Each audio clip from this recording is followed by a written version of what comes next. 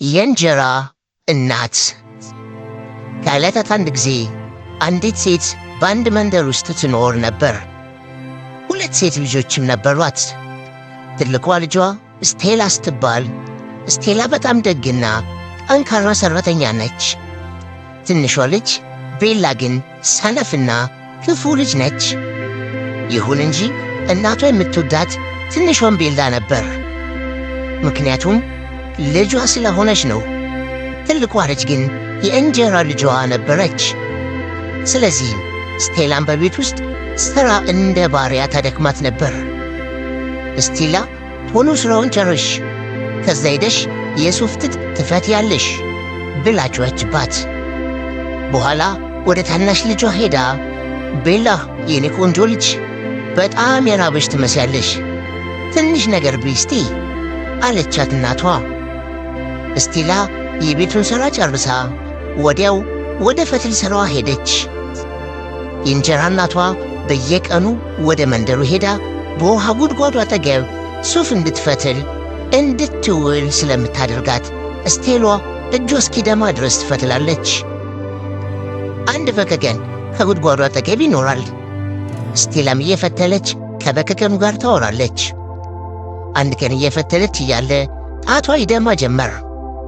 ደሙ እንዝርቱን አበላሸው። እንዝርቱን ለማጽዳት ስለፈለገች ከጉድጓዱ ጎን አስቀመጠችው። እናም ውሃ ለመቅዳት ስትሞክር እንዝርቱ ውሃ ውስጥ ወደቀባት። ኦ እንዝርቴ ከውሃ ጉድጓድ ውስጥ ወደቀ፣ ምን ማድረግ ይኖርብኝ ይሆን? ይህን እናቴ ካወቀች በጣም ትናደዳለች እያለች የተቻላትን ያህል ብትሞክርም እንዝርቱን ልታወጣ አልቻለችም።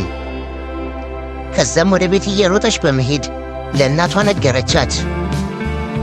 እናቴ እንዝርቱ ከውሃ ውስጥ ወደቀብኝ አለቻት። ከዛም እናቷ እንዝርቱ ከሚወድቅ አንቺ ራስሽ ለምን ውሃ ውስጥ አልወደቅሽም? አሁን እኔ ከወዴት አመጣለሁ? ሂጂና ከጉድጓዱ ውስጥ አምጪ፣ ያንን የጥጥ መዳወሪያ ሳትይዢ ወደ ቤት እንዳትመለሺ ብላ አባረረቻት። ስቴላ እያለቀሰች ወደ ውሃ ጉድጓዱ ተመለሰች። እንዝርቱን ከውሃ ውስጥ ለማውጣት የተቻላችን ሁሉ አድርጋለች። ሌላ ምን ማድረግ እንዳለባት ፈጽሞ ማወቅ ስላልቻለች ስቴላ ራሷ ወደ ውሃ ውስጥ ዘላ ገባች። ከዛም ዓይኗን ስትገልጥ ራሷን ከአንድ ሳራማ ሜዳ ላይ ያገኘችው። ፀሐዩ በጣም ያንጸባርቃል። በዙሪያው በጣም የሚያማምሩ አበቦች ይታያሉ። የት ነው ያለሁት? እንዴት የሚያምር ስፍራ ነው! ኦ በጣም የሚያምር ሽታም አለው። ስቴላ ጥቂት እንደተራመደች የዳቦ መጋገሪያ አገኘች። በዳቦ መጋገሪያ ላይ ዳቦዎች ተቀምጠዋል። ዳቦዎቹም እየተጣሩ ነበር። አዎ ይጣራሉ። ምናልባት ይሄ አንድ ተአምረኛ ምድር ይሆናል። ከዚያ ውጭን ካለዚያ መቃጠላችን ነው። ለረጅም ጊዜ ተጥደን ቆይተናል። እባካችሁ ከዚያ አውጡን ይላሉ። ስቴላ ዳቦዎችን ሰማቻቸው። ከጣሉበት አወጣቻቸው። እናመሰግናለን አሏት። ስቴላ ትንሽ ራቅ ብላ ስትሄድ አንድ የአፕል ዛፍ አየች። ይህም ዛፍ የሚናገር ዛፍ ነው። አፕሎቼ በስለዋል፣ እባካችሁ እነዚህን አፕሎች እየቆረጣችሁ ብላችሁ፣ ካለዚህ ይበሰብሳሉ አለ። ሲናገር ስለሰማች የዛፉንም ሕመም በፍጹም መሸከም አልቻለችም። ወዲያውም ከዛፍ ላይ ወጥታ ፍሬዎቹን ማራገፍ ጀመረች። ሁሉንም አፕሎች አራገፈችለት። ከዛም ወደፊት መንገዷን ቀጠለች። ልክ ከዛ ርቃ እንደተጓዘች አንድ አሮጊት ሴት አገኘች። ሴትዮዋ በጣም አስፈሪ ጥርስ ስለነበራት ስቴላ በጣም ፈራች። ልክ ከዛ ተነስታ ፈርታ ልታመልጥ ስትል አሮጊቷ ሴትዮ ጠራቻት። ልጄ ሆይ እባክሽ እኔን አትተይኝ፣ አትፍሪኝ። ቤቴን በሥርዓት ከጠበቅሽልኝ ከእኔ ጋር በዚህ ኑሪ። የሚያስፈልግሽን ሁሉ ሰጥሻለሁ። በምላሹ የምታደርግልኝ አንድ ነገር በየዕለቱ አልጋዬ ስታነጥፊልኝ በረዶ ከጣለ በኋላ መሬት በበረዶ እንደምትሸፈን አልጋዬንም በላባዎች ትሸፍኝልኛለሽ አዎ ሰው ሁሉ የሚጠራኝ እናት ሆላ ብሎ ነው አለቻት። እናት ሆላ በጣም በለስላሳ ቃላት ስላናገረቻት ስቴላ ፈቃደኛ ሆና ለመቆየት ወሰነች። ስቴላ ቤቱን በጣም በጥንቃቄ እያጸዳችና እየያዘች እንዲሁም ልክ እናት ሆላ እንዳለቻት አልጋዋን አስተካክላ ታነጥፍላት ጀመር። እናት ሆላ ስቴላን በጣም ስለወደደቻት በየዕለቱ በጣም የሚጣፍጥ ምግብ ትሰጣታለች። ስቴላ በዛ የተወሰነ ጊዜ ከቆየች በኋላ ቤቷን መናፈቅ ጀመረች። እናት ሆላ ለእኔ መልካም ነች፣ እኔን በጣም ትንከባከበኛለች፣ ግን እኔ ቤተሰቤን እየናፈኩ ነው ብላ አሰበች። ስቴላ ከእናት ሆላ ጋር በመሆኗ በጣም ደስተኛ ነች። ነገር ግን ስቴላ የመመለሻዋ ጊዜ ደርሷል። ስለዚህ አንድ ቀን እናት ሆላን እንዲህ አለቻት። እናት ሆላ ወደ ቤት መሄድ እፈልጋለሁ፣ ከዚህ በኋላ እዚህ መቆየት አልፈልግም አለቻት። ወደ ቤት ለመመለስ በመፈለገሽ በጣም ደስ ይለኛል። በጣም በትጋት እኔን አገልግለሽኛል። እኔም በጣም ደስተኛ ነኝ። ራሴ ከቤት ወስጄ አደርስሻለሁ አለቻት እናት ሆላ። እውነት? በጣም አመሰግናለሁ ማማ አለች ስቴላ። እናት ሆላ የስቴላን እጅ ይዛ በአንድ ከወርቅ ወደ ተሠራ በር መራቻት።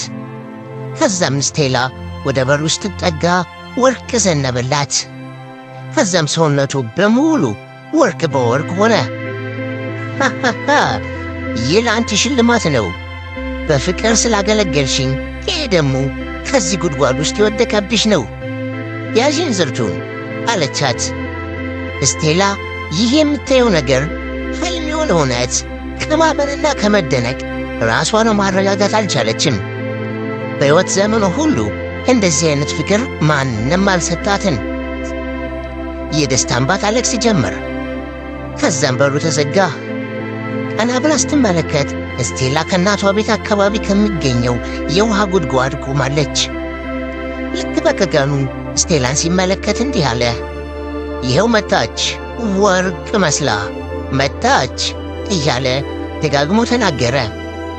ልክ ወደ ቤት ስትገባ የእንጀራ እናቷና ቤላ ከጥፍር እስከ ራሷ በወርቅ ተሸፍና ሲያዩዋት ደነገጡ። በደስታም ወደ ቤት እንድትገባ ጠይቋት። ስቴላ ውዴ ሆይ ወዴት ሄደሽ ነው? ስለ አንቺ ተጨንቄ ነበር።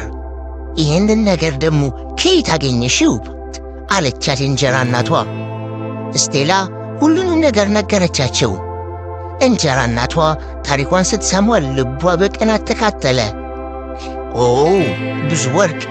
እኔም ቤላን ወደዛ ስፍራ ብልካት በጣም ሀብታም እሆናለሁ ስትል አሰበች።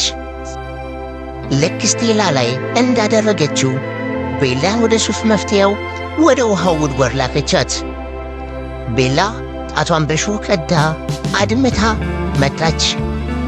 ደሞን በእንዝርት ላይ ካደረገች በኋላ እንዝርቷን ወርውራ እሷ ራሷ ተወርውራ ገባች። ልክ እንደ ስቴላ ዓይኗን ስትገልጥ ራሷን ከአንድ አረንጓዴማ ቤታ አገኘችው። ከዚያም ተነስታ መሄድ ጀመረች። ወደ ዳቦ መጋገሪያውም ደረሰች። በዳቦ መጋገሪያ ላይ ያሉ ዳቦዎች ይጮኻሉ። ከዚያ አውጭን ካለበለዚያ መቃጠላችን ነው፣ ለረጅም ጊዜ ተጥደናል አሉ። አታስብን? እንዴት? ለምንድን ነው አውጭን የምትሉት? አንተን ለማውጣት እጅህን የማኮሽሸው ብላ ተናግራ ሄደች። ከፊት ለፊቷም የአፕል ዛፍ አገኘች። አፕሎቼ ሁሉ በስለዋል፣ እባካችሁ እነዚህን አፕሎችን እየቆረጣችሁ ውሰዱ እናም ብሏቸው አለ። አንተ አታስብም እንዴ? ለምንድን ነው የምቀነጥሰው? አፕል ጭንቅላቴ ላይ ቢወድቅስ ብላችኋችበት። ከዛም ወደፊት ሄደች። በመጨረሻም ከእናት ሆላ ቤት ደረሰች። ስለ አስፈሪ ጥርሷም ከስቴላ ሰምታ ስለነበር፣ ስለዚህ ምንም ሳትጨነቅን ሳትፈራ እርሷ ራሷ ሥራ ጠይቀቻት። እናት ሆላ ሥራ የሚያስፈልግሽ ሰው እንደምትፈልጊ ሰምቻለሁ፣ እባክሽ ለእኔ ሥራ ስጪኝ አለቻት። እናት ሆላ ሁሉንም ሥራ ገለጸችላት። አልጋዋም ላይ ላባ እንዴት እንደሚነጠፍ በዝርዝር አስረዳቻት። በመጀመሪያው ቀን ቤላ እናቶላን ታዘዘቻት። ከሁለተኛው ቀን በኋላ ግን መለገም ጀመረች። በሦስተኛው ቀን ምንም አልሰራችም። ቆይቶም ቀኑን ሙሉ መተኛት ጀመረች። ከዛም አልጋው ላይ መሙላት ያለባትን ላባዎች ከናቶል አልጋ ላይ ማንጠፍ አቆመች። በአልጋዋ ላይ ምንም ላባ እንዳልተደረገ ስታይ እናቶላ በጣም ተናደደች። ወደ ቤላም ሄዳ እንዲህ ስትል ተናገረቻት። አሁን ወደ ቤትሽ መሄድ ያለብሽ ይመስለኛል አለቻት። ቤላ ይህንን ድምፅ ስትሰማ በጣም ደስ ብሏታል። አሁን ወርቅ የምታገኝ መስሏታልም። እናቶላ ወደ ወርቁ በር ይዛት ሄደች። ልክ ከወርቁ በር ስታልፍ ከወርቅ ይልቅ ቆሻሻ ጭቃ ይዘንብባት ጀመር። ይህ ሽልማትሽ ነው፣ ስለ ሠራሽው ሥራ የሚገባሽና የሚከፈልሽ አለቻት እናቶላ። በሩን ተዘጋ። እናም ወደ ቤት ተመለሰች። በቀቃኑም ተመለከታት። እናም መጣራትም ጀመረ። ይቻት ልጅሽ በጣም አስቀያሚ ነች፣ ይኸው ተመልሳለች አለ። ስለዚህም ነው ማስመሰልና ኩረጃም ስልጠና ይፈልጋል የሚባለው። ልክ እንደ ስቴላ ቤላ እናቶላ ያለችበት መድረስ ችላ ነበር። ነገር ግን ከስንፍናዋና ከባህሪዋ እናም በሥራ ላይ ከመነገሙ የተነሳ በወርቅ ፋንታ ጭቃ ይዛ ወደ ቤት ተመለሰች። ስለዚህም ከዚህ ታሪክ የምንማረው ቁም ነገር በምንሠራው ሥራ ላይ ታማኞችና ቅኖች መሆን እንዳለብን ነው።